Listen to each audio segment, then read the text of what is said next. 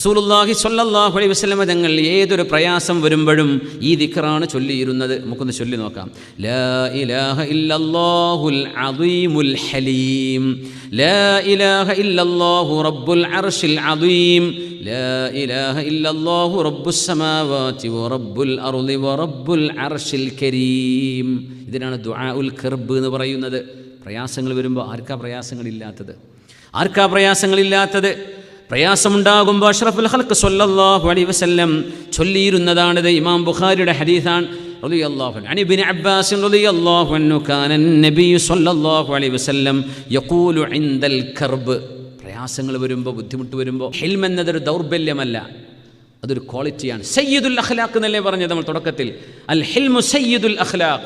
സ്വഭാവങ്ങളുടെ നേതാവുണ്ടെങ്കിൽ, സ്വഭാവങ്ങൾക്കൊരു നേതാവുണ്ടെങ്കിൽ ആ നേതാവാണ് സഹനം. സഹനം എന്ന് പറഞ്ഞാൽ എന്താ? പ്രതികാരമെടുക്കാൻ കഴിയുന്ന ഒരാൾ, തന്നോട് പരാക്രമം ചെയ്ത ഒരാൾക്ക് ഒരു ഉപദ്രവവും ചെയ്യാതെ സഹനം പാലിച്ചിരിക്കുക, അതിനാണ് ഹിൽം എന്ന് പറയാം.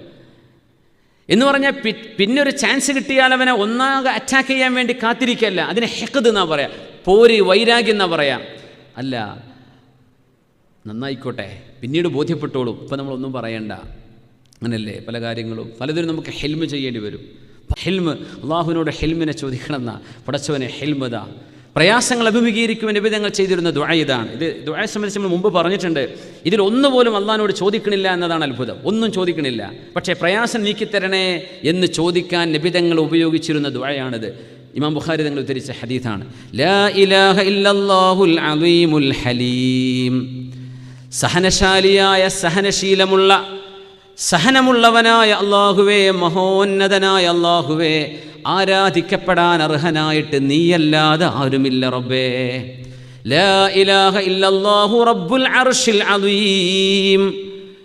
അതിശ്രേഷ്ഠമായ നിന്റെ അധികാരപീഠമായ അർശിൻ്റെ ഉടമസ്ഥനായ റബ്ബേ, ആരാധിക്കപ്പെടാൻ അർഹനായിട്ട് നീയല്ലാതെ മറ്റാരുമില്ല റബ്ബേ.